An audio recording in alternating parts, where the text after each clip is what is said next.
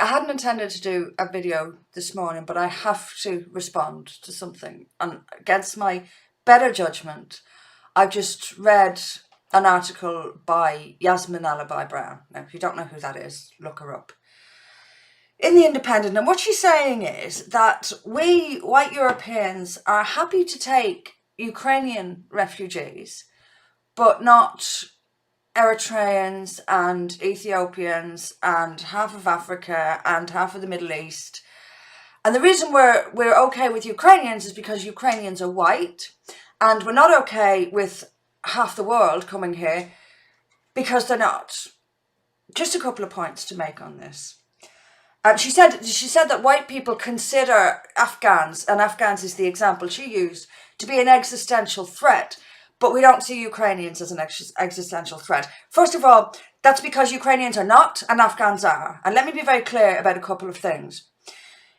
If whites don't want to become a minority to non-whites, maybe that's because of all the anti-white rhetoric.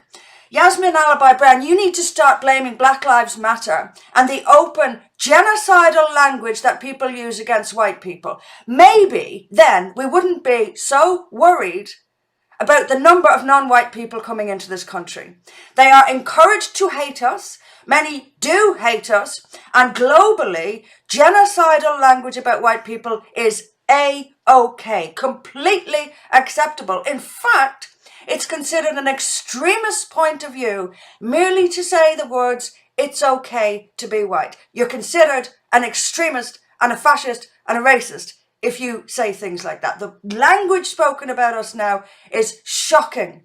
That's part of the reason why. So I suggest, Yasmin, you go and blame Black Lives Matter and co. for white people's fear, growing fear of non-white people. Secondly, Afghanistan, Afghans have brought a catastrophic crime wave to Europe. They're among the worst behaved demographic group on this continent.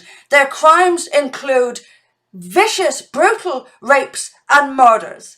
So yes, we don't want any more Afghans coming here. You want someone to blame?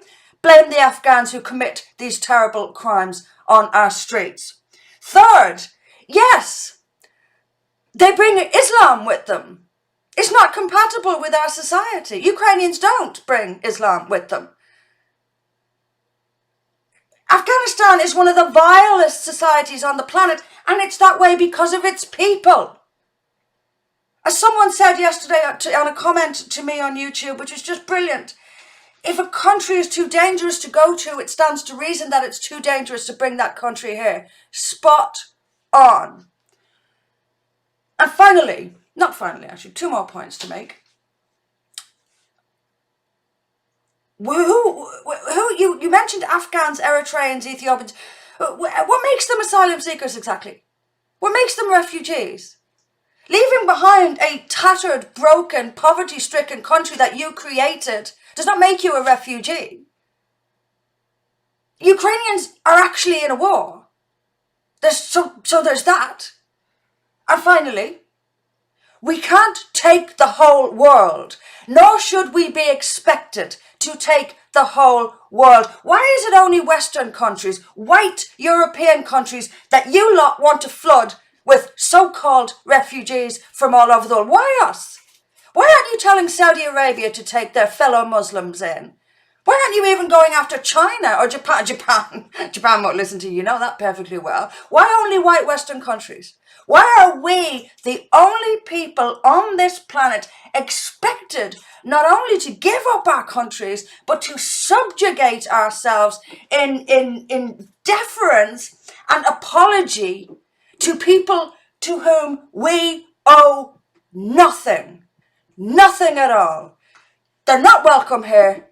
And one day, Yasmin Alibhai-Brown, Europeans will wake up and take back their continent. I can promise you that.